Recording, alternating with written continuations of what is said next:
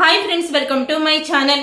తాగిన మత్తులో సత్యని బలవంతంగా భార్యగా దగ్గరైన క్రిష్ పుట్టింటికి వచ్చేసిన నందినిని చంప పగలగొట్టిన మహాదేవ్. నిజంగానే ఇదంతా జరగబోతుందా? క్రిష్ బలవంతంగా తాగిన మత్తులో సత్యకి భర్తగా దగ్గర కాబోతున్నాడా? అసలేం జరిగింది? అల్లారు ముద్దుగా పెంచుకుంటున్న మహాదేవ్ తన కూతురు నందినిని ఎందుకు చంప పగలగొట్టాడో అనేది ఈ వీడియోలో తెలుసుకుందాం. ఇక సత్య అయితే క్రిష్ గురించి ఆలోచిస్తూ ఉంటుంది. తను నా కుటుంబాన్ని ఎంత ఏడిపించాడో అంతకంతా బదులు తీర్చుకుంటాను అంటూ చాలా కోపంగా ఉంటుంది క్రిష్ మీద. ఇదంతా జరుగుతూ ఉండంగానే క్రిష్ అయితే ఇక బయటికి వెళ్తాడు. బయటికి వెళ్ళినమ్మటిని అప్పుడే క్రిష్తో తన స్నేహితులు ఏంటన్నా రాత్రి అంటూ స్నేహితులు మాట్లాడుతూ ఉంటారు. అదేలేరా అంటూ క్రిష్ రాత్రి తనకి శోభనం జరిగినట్టే ఫ్రెండ్స్ దగ్గర చెప్తూ ఉంటాడు. అప్పుడు ఇదంతా చూసిన కాళీ అయితే రే వీళ్ళకి మొదటి రాత్రి జరగలేదు, కానీ జరిగినట్టు తన స్నేహితుల దగ్గర కటింగ్ పోతున్నాడు ఈ క్రిష్ అయితే అని అంటూ ఉండగా ఇదంతా నీకెలా తెలిసిందన్నా అని అంటూ ఉంటే నాకు తెలిసిందిరా. నాకెలా తెలిసిందనుకుంటున్నావా? ఆ ఇంట్లో పని చేస్తున్న పని మనిషి నా మనిషి.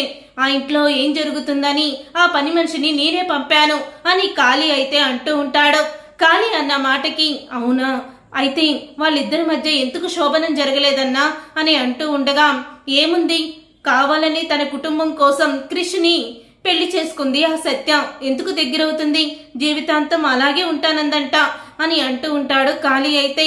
కానీ ఇంకా సత్య దృష్టిలో క్రిష్ని ఇంకా పనికిమాల వాళ్ళగా ఇంకా అసహ్యం కలిగేలా చేస్తాను అని కాళీ చెప్తూ ఉంటాడు. పెళ్ళయ్యాక ఇంకా నువ్వేం చేస్తావన్నా అని అంటూ ఉంటాడు పక్కన వాడైతే. ఏం చేస్తానా చూడు, ఇప్పుడు ఫ్రెండ్స్ దావత్ అడుగుతారు, ఆ దావత్తులో మందు అంతా కూడా ఉంటుంది కదా, అప్పుడు చెప్తాను అని అంటూ ఉంటాడు కాళీ అయితే. ఇక తర్వాత ఇదంతా ఇలా జరుగుతూ ఉండంగానే తర్వాత భైరవికి నందిని ఫోన్ చేస్తుంది. నందిని భైరవికి ఫోన్ చేసి అంటూ ఉంటుంది, నేనిక ఈ నరకంలో ఉండలేను, కనీసం నా భర్త తిన్నావా అసలు ఉన్నావా అన్నట్టు కూడా లేడు. నేనంటే తనకి ఇష్టం లేదట, కేవలం తన చెల్లెలి భవిష్యత్తు కోసమే నన్ను పెళ్లి చేసుకున్నాడట. అక్కడ నా చెల్లెల్ని బాధ పెడితే ఇక్కడ నిన్ను పుట్టింటికి పంపించేస్తానని నాకే వార్నింగ్ ఇస్తున్నాడమ్మా. అందుకని ఇలాంటి వాడి మధ్య నేనెందుకు ఉండడం, ఇలాంటి వాడితో నేను కాపురం చెయ్యలేను, నేను అక్కడికే వచ్చేస్తాను అని అంటూ ఉంటుంది నందిని అయితే. ఇంతకన్నా కారణం ఏం కావాలి నందిని, వచ్చేసాయి అని భైరవి అయితే చెప్తూ ఉంటుంది. భైరవి అలా చెప్పంగానే నందిని అయితే ఇక విశ్వనాథ్ వాళ్లతో గొడవ పెట్టుకొని మరి ఇక పుట్టింటికి బయలుదేరుతుంది. తర్వాత ఇక దావత్ అని చెప్పి ఇక ఫ్రెండ్స్ అందరూ కూడా పార్టీ అడుగుతారు క్రిష్ని. క్రిష్ అయితే ఇక పార్టీ అయితే ఇస్తాడు. ఆ పార్టీలో క్రిష్ తాగే మందులో తను ఒక మందు కలుపుతాడు. ఇక ఆ మందు కలిపి క్రిష్ ఆ మందుని తాగేస్తాడు. తాగేయడంతో కాళీ అయితే ఈ రోజు ఆ సత్య వీడిని అసహించుకోవడం ఖాయం, జీవితంలో వీడిని క్షమించదు అని అంటూ ఉంటాడు కాళీ అయితే. అదేంటన్నా వాడు తాగిందే మందు, మళ్ళీ దాంట్లో ఏదో కలిపావేంటి అని అంటూ ఉంటాడు పక్కన వాడైతే. ఏముందిరా, ఇప్పుడు వీడికి నేను కలిపిన మందు వల్ల వీడికి బాగా మత్తెక్కుతుంది, సత్య దగ్గరికి వెళ్ళి సత్యని బలవంతం చేస్తాడు. అలాంటి మందు ఇది, పవర్ ఇచ్చే మందు, అందుకని ఆ మందు ఈ మందులో కలిపాను. ఇప్పుడు చూడు, సత్య వద్దని పక్కకు నెట్టేసినా సరే వీడు మాత్రం సత్యని వదలడు అని అంటూ ఉంటాడు కాళీ అయితే. దాంతో సత్యకి ఇంకా దాని మీద అసహ్యం కలుగుతుంది, జీవితంలో ఎప్పటికీ వాణ్ణి క్షమించదు అని అంటూ ఉంటాడు కాళీ. ఇక కాళీ అన్నట్టుగానే చాలా మొత్తెక్కుతుంది క్రిష్కి. ఇక మొత్తెక్కి వెళ్తూ ఉంటాడు. అప్పుడే ఇక సత్య అయితే క్రిష్ని చూసి ఏంటి తాగొచ్చావా అని అడుగుతూ ఉంటుంది. తాగి రావడం ఏంటి సంపంగి, నీతో నేను సంతోషంగా ఉందామని కూడా వచ్చాను అని అంటూ ఉంటే నీకు చెప్పాను కదా నన్ను అస్సలు కూడా నీ దగ్గరికి రానివ్వనని, నువ్వు బలవంతం చేసినా సరే అని అంటూ ఉంటుంది సత్య. అప్పుడే ఇక క్రిష్ అయితే ఏంటి బలవంతం చేసినా నాకు లొంగవా, ఎలా లొంగవో నేను చూస్తాను అని తాగిన మత్తులో సత్య వద్దని చెప్పి తన్ని ఇక దూరం పెడుతున్నా సరే బలవంతంగా సత్య మీదకు వెళ్ళి ఇక భార్యగా సత్యని దగ్గరికి తీసుకొని భర్తగా దగ్గరవుతాడు. ఇక సత్య చాలా బాధపడుతూ ఉంటుంది. తర్వాత ఇదంతా గదిలో జరుగుతూ ఉండంగానే నందిని ఏడుస్తూ పుట్టింటికైతే వచ్చేస్తుంది. ఇక మహాదేవ్ అయితే అంటూ ఉంటాడు, ఏంటమ్మా ఈ టైంలో వచ్చావు అంటాడు. నేను ఆ ఇంట్లో ఉండలేను పాపం, ఆ ఇంట్లో నేను నరకం అనుభవిస్తున్నాను అని అంటూ ఉంటుంది. నందిని అయితే ఇక నందిని అలా అనేసరికి మహాదేవ్ అయితే ఆలోచించడం మొదలు పెడతాడు. ఇక నందిని వచ్చేసిందని భైరవి అయితే చాలా ఆనందపడుతూ ఉంటుంది. వచ్చేసానమ్మా, ఆ నరకం నుంచి నేను వచ్చేసాను, ఇక నేను వెళ్ళను అని అంటూ ఉంటుంది.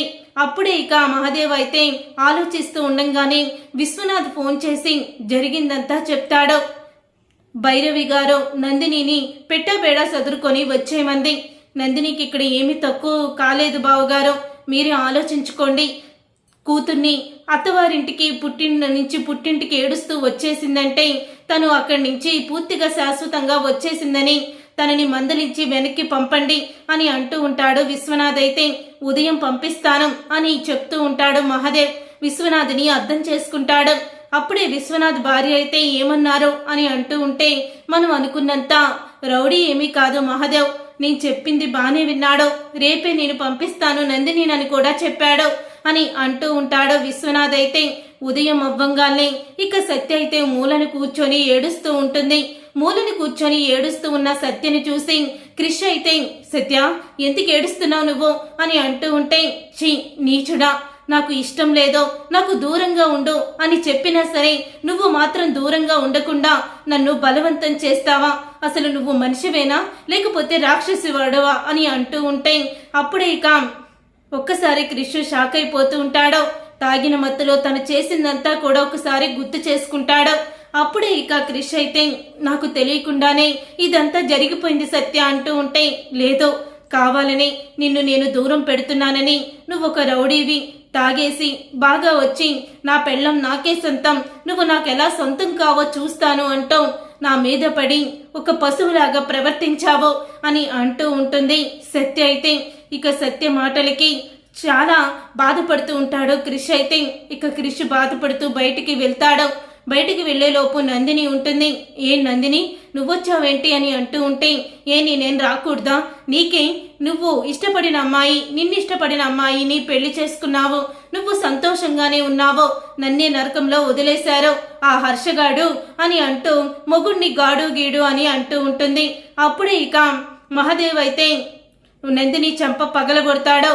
మొగుణ్ణి పట్టుకొని ఆడు వీడు ఏంటే, అయినా అక్కడేం జరిగిందని నువ్వు వచ్చేసావో అని అంటూ ఉంటే, అదేంటి అసలు పిల్లని కొడతావేంటి అని అంటూ ఉంటుంది భైరవి. పిల్లని కాదు నిన్ను కొట్టాలి, అత్తగారింటి నుంచి తెగదింపులు చేసుకుని వచ్చేసానన్నప్పుడే ఆ క్షణమే కూతుర్ని వెనక్కి పంపించేయాలి. చూడు నందిని, నీకు ఆ ఇల్లే అంతా కూడా చుట్టం చూపుగా వచ్చి వెళ్ళు, ఆస్తులు తీసుకువెళ్ళు, నగలు తీసుకువెళ్ళు, నేనేమి అన్నావు, కానీ భర్తని గౌరవించకుండా అత్తమామల్ని ద్వేషిస్తూ ఉంటే మాత్రం నేను ఊరుకోను అంటూ నందినికి షాకిస్తాడు మహాదేవ్. చూసారుగా ఫ్రెండ్స్, రాబోయే కథలో ఖచ్చితంగా ఇలాగే జరగబోతుంది. మరి ఇలాగే జరగాలని మీరైతే కోరుకుంటున్నారా? అయితే వీడియోని తప్పకుండా లైక్ చేయండి, షేర్ చేయండి, కామెంట్ చేయండి.